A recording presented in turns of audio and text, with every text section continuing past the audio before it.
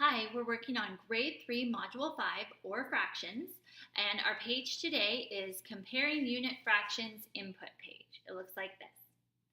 Okay, let's get started.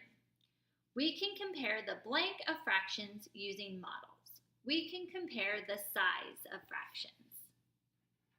We can compare the size of fractions using models. Next sentence.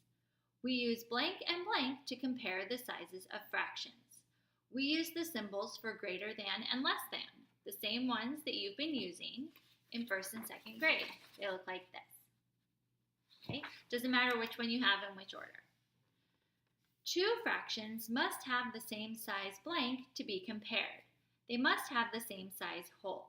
So we've talked about this before, that you can't compare a large pizza and a small pizza because it doesn't make sense. So the pizzas have to be the same size, or the wholes have to be the same size.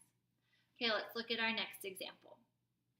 This first symbol shows less than. Okay, that should be automatic to you. If it's not, you'd want to go and practice that some more. Then the other one is greater than. Okay. What has always worked for me is the little one eats the big one. So imagine a Pac-Man eating the other side. That's worked for me. If it doesn't work for you, there are lots of other ways to think about it. And now down here we have some models that we are going to color the fractions for, or the unit fractions for. So remember, a unit fraction is one piece of the whole. So we're going to color in one piece on each of these models. Okay, and what we want to notice as we color in is that the more pieces you cut a circle, a pizza, any shape into, the more pieces you cut it into, the smaller those pieces will get. So notice that if you cut it into two pieces, each piece is going to be bigger than if you cut it into three pieces. And then three pieces, each piece will be bigger than if you cut it into four pieces. So as I'm coloring, each piece is getting a little bit smaller. And what we're doing is we're comparing the sizes of fractions. So that's what I care about. Okay, so I've got all my pieces colored in here, and I'm ready to start comparing them. Okay, so I've got 1/3 and 1/8. I look at 1/3 and I look at 1/8, and you can see that 1/3 is bigger. So I can put 1/3 is greater than 1/8. Now I have 1/4 and 1/6. You can see that 1/4 is bigger than 1/6. So 1/4 is greater than 1/6. Now I have 1/2 and 1/3, and you can see that 1/2 is bigger than 1/3. Okay, now down below here I have two parts of fraction strips.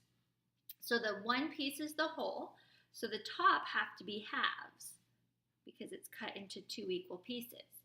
Below that are fourths, and below that are eighths. I'll show you so you can get started labeling if you haven't already. Okay, so I'm going to keep labeling these eighths all the way across.